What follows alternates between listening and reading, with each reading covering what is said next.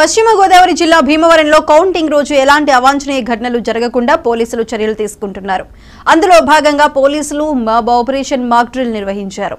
శాంతి భద్రతలకు విఘాతం కలిగిస్తూ విధ్వంసానికి ప్రయత్నించే అల్లరి మూకలను అణిచివేసేందుకు అత్యవసర సమయంలో పరిస్థితిని అదుపులోకి తీసుకుని వచ్చేలా ప్రత్యేక టీంలు ఏర్పాటు చేయడం జరిగిందని పోలీసులు చెప్పారు.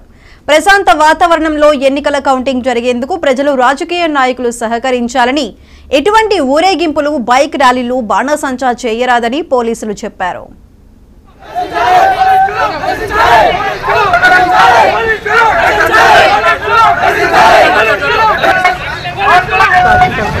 ఇప్పుడు పోస్ట్ పోల్ పీరియడ్ లో ఉన్నాము. కౌంటింగ్ కి సిద్ధమవుతున్నాము. Counting day and then post counting బందోబస్తు చాలా పకడ్బందీగా వేయడం జరుగుతుంది.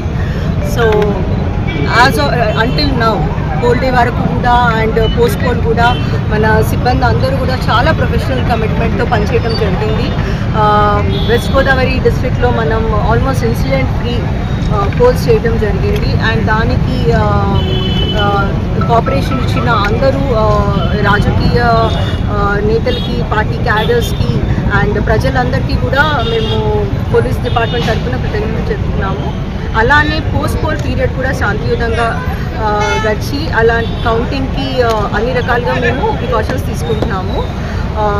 లా అండ్ ఆర్డర్ బద్దంగా, అడ్మినిస్ట్రేటివ్ బద్దంగా ఆల్ ప్రికాషనరీ యాక్షన్స్ తీసుకోవడం జరుగుతుంది.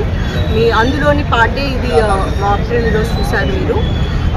అదే రకంగా చాలా వరకు బైండ్ ఓవర్స్ కానీ, రౌడీ షీట్స్ ఓపెన్ చేయడం కానీ, ప్రివెంటివ్ అరెస్ట్ చేయడము, ఇవన్నీ కూడా చేయడం జరుగుతుంది. మాకు కౌంటింగ్ డే కానీ, పోస్ట్ కౌంటింగ్ కానీ ఎటువంటి వైలెన్స్, చిన్న ఇన్సిడెంట్ ఆఫ్ వైలెన్స్ కూడా జరగడానికి వీల్లేదు. సో ఎవరైనా అటువంటి ర్యాలీస్ కానీ, victory rallies and bike rallies and crackers, ఇవన్నీ యూజ్ పెట్రోల్ ఇవన్నీ కూడా ఈసారి నిషేధించడం జరిగింది.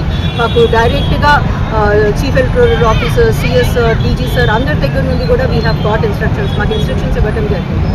So counting day, post counting ఎటువంటి వైలెన్స్కి కూడా తావులేదు. ఎవరైనా కానీ వైలెన్స్లో ఇండల్జ్ అవుతున్నా, దాన్ని కోసం ప్లాన్ చేస్తున్నారని, ఇన్స్టిగేట్ చేస్తున్నారని తెలిసిందంటే మాత్రం 100% నాన్ బెయిలబుల్ సెక్షన్స్లో కేసెస్ రిజిస్టర్ చేయడం జరుగుతుంది.